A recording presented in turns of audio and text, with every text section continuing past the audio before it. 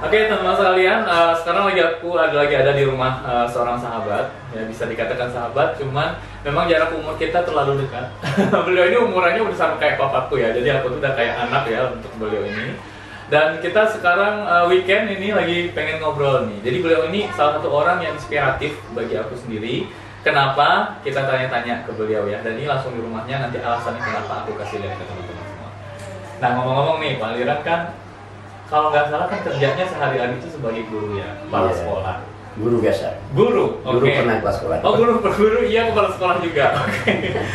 Nah, sekarang selain dari aktivitas mengajar di sekolah, apalagi aktivitas yang lain yang Pak Liran sehari-hari lakukan? Ya, terima kasih Ananda dan sahabatku si Doli, Sultan Basa ya. Sultan Saidi Basa. Sultan Saidi Basa, luar biasa ini anak muda yang inspiratif ya. Milenial ya. Milenial. Oke. Jadi memang saya dari 82 sudah mulai jadi guru ya. Mengajar sampai hari ini sedang tinggal menunggu waktu pensiun sebenarnya insya Allah ya, hampir 60 tahun ini. Jadi sudah lama juga pulang sekolah, pulang ngajar sore-sore dan malam ya, lebih banyak membantu orang sakit. Oh, bantu orang sakit? Iya tuh. Membantu orang sakit? Iya tuh. Itu membantu orang sakit itu maksudnya gimana? Iya, saya doakanlah supaya mudah sehat gitu. Karena penyakit itu banyak yang aneh sekarang. Nah, kata yang punya badan dia sakit, bawa ke dokter, kata dokter nggak sakit gitu. Ini kan bermasalah. Jadi dia sakit, kata yang punya badan sakit, tapi setelah dibawa ke dokter diagnosanya nggak sakit. Iya, darahnya bagus, ya. Jantung bagus, kata dokter ya. Tapi dia merasa badannya sakit, jantung ada dikduk gitu kan. Nah, kalau orang begini ada yang selalu kita bantu, insya Allah. Ini ruangan tanpa nama ini. Ruangan tanpa nama. Tidak rumah sakit, nama tidak klinik juga. Ada mereknya nih, tapi insya Allah ada hari dicicil. Nah, jadi metode yang digunakan untuk membantu mengobati orang sakit seperti itu apa? Metodenya apa? Ya, yang selama ini dikenal oleh masyarakat itu dengan ruqyah syariah ya. Oh, ruqyah syariah. Tapi sebenarnya itu lebih itu terapi Al-Quran. Terapi Kita Al-Quran. membantu orang dengan doa, zikir dan Al-Quran. Iya. Berarti dibacakan ayat-ayat seperti itu ya. Oh. Tapi ini kalau nggak salah ya ruqyah itu ya teman-teman ya, kita sering lihat, kalau aku tuh juga pernah lihat waktu dulu masih ikut kegiatan pramuka atau camping-camping gitu. Biasanya kalau ada yang kesurupan tuh, biasanya kita kalau lagi camping, lagi di hutan atau di mana, terus ada yang kesurupan, terus dibacain ayat, tapi dia mungkin kesurupan gitu kan. Terus lama-lama sadar lagi gitu. Tapi ini bisa digunakan untuk metode pengobatan penyakit juga. Iya, betul. Jadi kesurupan itu sebetulnya kalau di masyarakat kita agak kurang pas pemahaman kesurupan itu. Kalau sudah ngamuk-ngamuk itu namanya kesurupan total. Tapi kalau sering sakit kepala, dia kasih obat, nggak sembuh-sembuh. Nah ini kemungkinan kesurupan di kepala itu, kesurupan sebagian namanya. Atau berarti itu semacam ada gangguan jin gitu ya? Ada makhluk gaib mungkin aja masuk ke kepala, ke kaki, ke tangan, atau kemana saja, ke lambung kadang-kadang. Makanya asam lambung itu tidak semuanya medis, ada yang non medis juga. Oh, berarti ini kan banyak nih. Kronis juga demikian. Anak-anak kos kali ya, yang juga banyak mungkin kena asam lambung tinggi karena mungkin makan nggak teratur dan sebagainya. Salah satunya juga bisa disebabkan gangguan jin juga. Bisa jadi, kemungkinan besar ya. Kita kan nggak tahu itu makhluk gaib, tapi Allah yang tahu itu ya.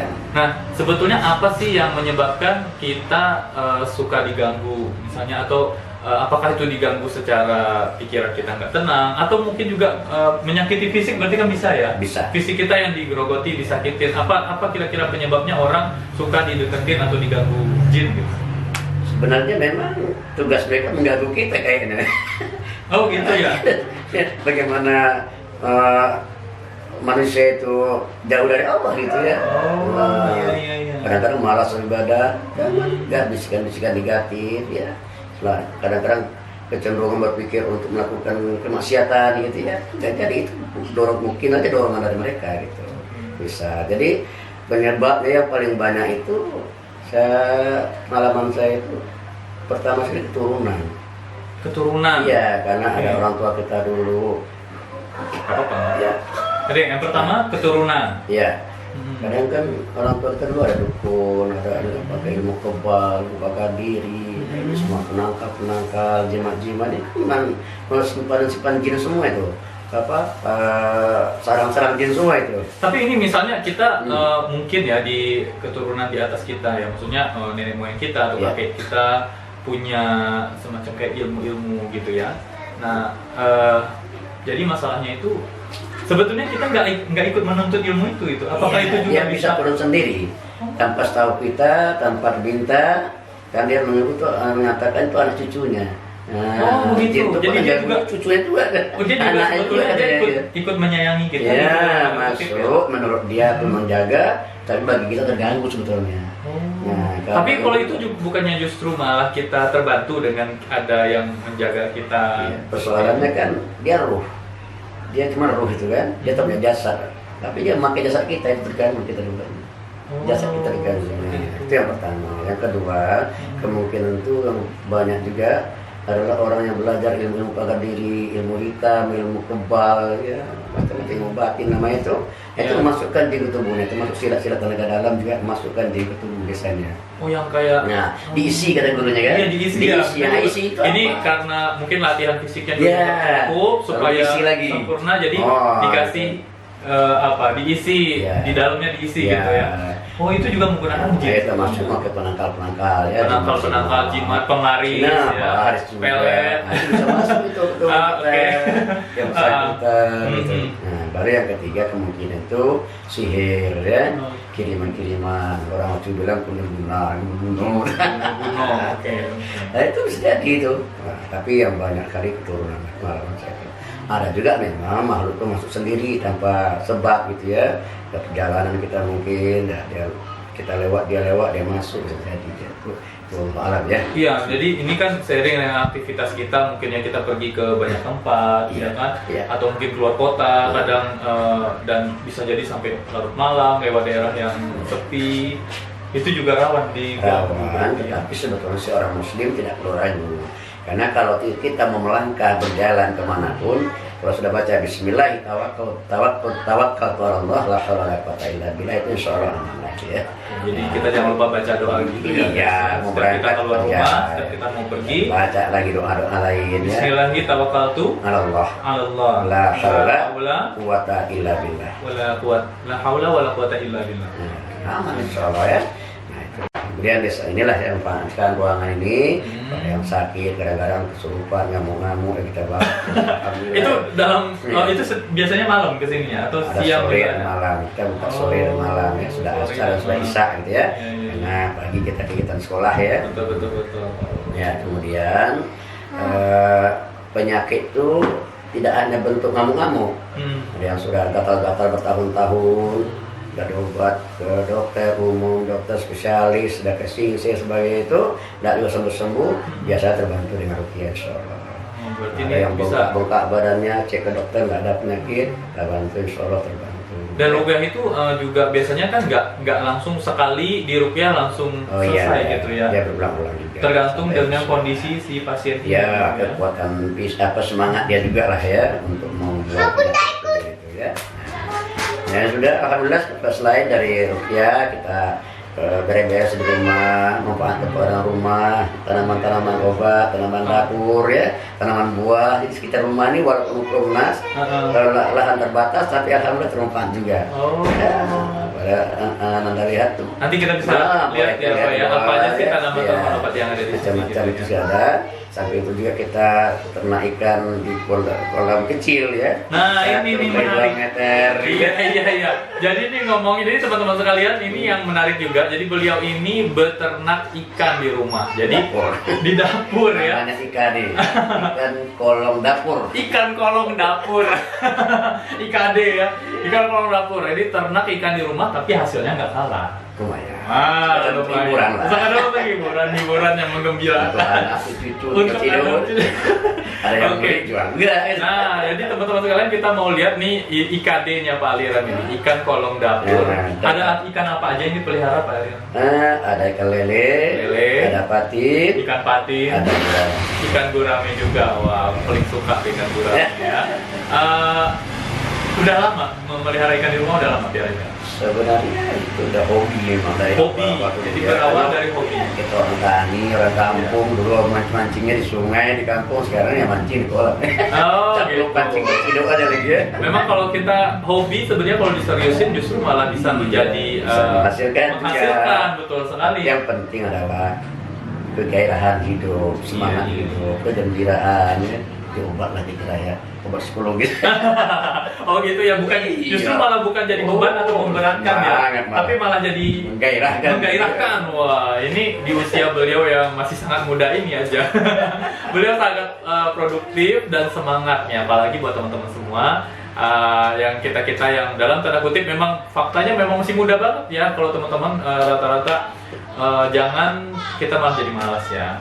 Tapi gini juga nih Pak Liran, banyak teman-teman ini yang sebenarnya pengen hobinya itu produktif Ya. atau pengen juga dapat penghasilan tambahan.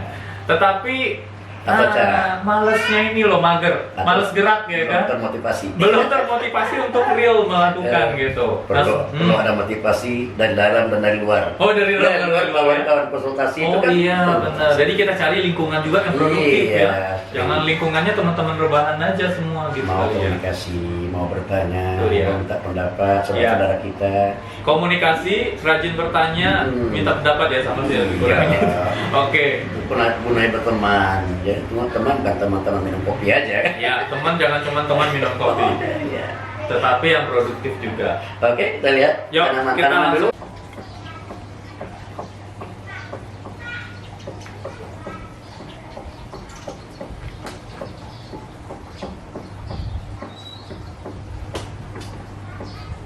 Agar biasanya, tapi ini berguna sekali untuk kompres panas sana bunga raya bilang.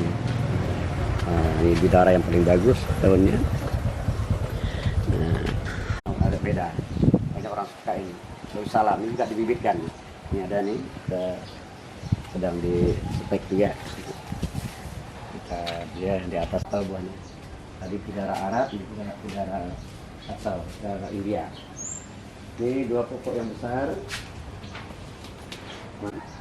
Di kampung Korea Belanda, sisa. Itu yang di atas buah terus ya. Panen terus itu. Satu pokok tapi hasilnya lumayan. Itu supaya dari bawah dulu buah sampai ke atas buah lagi. Ini asam belimbing, tapi belum berbuah. Ada pisang juga. Ini pepaya lagi.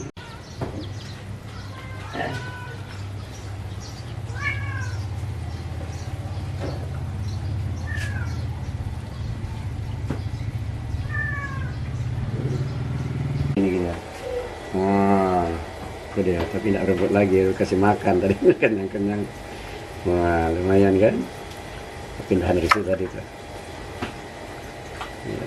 Nah, ini sudah 1 minggu paling lama di sini, atau 3 hari, 4 hari dah pindah ke sini. Nah, pindah di sini.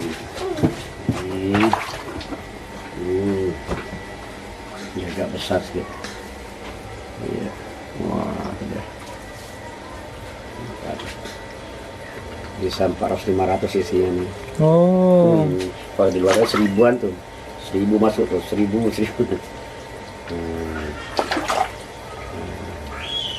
Ini agak lebih besar di sini biar mudah ngambilnya, nih panennya di sini. Panennya di sini.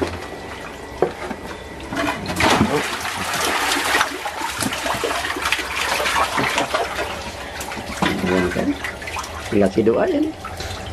Ini yang sudah siap panen di sini ya. Ya, Berarti totalnya itu kolamnya ada 6 3 ya? di luar, Heeh. 4 di dalam. Untuk ikan kecilnya 3, kemudian untuk yang Agak udah agak besar, besar. dan ini yang untuk siap panen. Kita lihat. Wow. Oh, lumayan. Wow. Itu dia. Oke. Wah, tinggal digoreng nih ini. Ini- Ya. Dipakin, yang di ujung sana itu gurami. Wah, itu dia.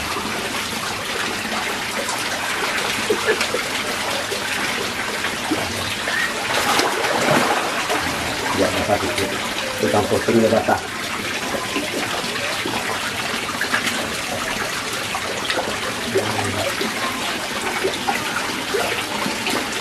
Kolam-kolam kecilku di dapur.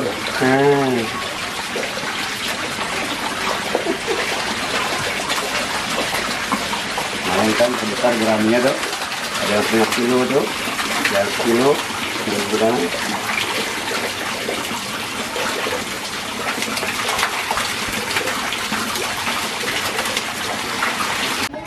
Oke, itu tadi bincang-bincang kita ya sama Pak Aliran. Jadi beliau ini guru dan udah senior, bentar lagi pensiun. Dan inspiratifnya itu adalah beliau ini di samping beliau guru, beliau juga punya aktivitas yang cukup banyak di rumah. Salah satunya tadi adalah bantu orang sakit katanya, yaitu pengobatan metode ruqyah ya, ruqyah, dan juga ada tanaman-tanaman obat memang yang ada di pekarangan beliau ini. Jadi di lahan terbatas beliau menanam banyak sekali tanaman di rumah.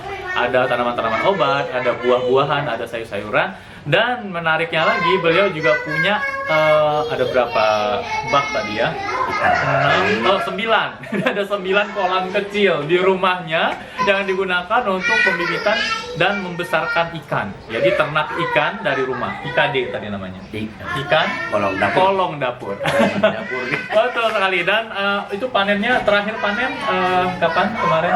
Nggak ada panennya, kapan orang minta. Kapan orang minta bisa jauh gitu, malah nggak. Ada yang minta 1 kilo, 2 kilo kasih. Ada 10 kilo kasih. Jadi saya tertarik untuk datang ke sini itu karena minggu lalu ya, saya tuh lihat postingannya beliau di Facebook. Orang sedang beli. Lagi dibeli, diborong waktu itu berapa kilo? 40 kilo. 40 kilo. Ikan apa waktu itu? Ikan patin. Ikan patin, itu baru ikan patin. Satu kali ambil bisa sampai 40 kilo dari kolong dapur. Oke, terima kasih banyak Pak Aliran untuk cerita kita inspirasinya hari ini. Mudah-mudahan bisa menjadi inspirasi juga untuk kita semua, untuk anak muda. Sampai jumpa lagi di Dolly dan YouTube channel. Assalamualaikum warahmatullahi wabarakatuh. Terima kasih.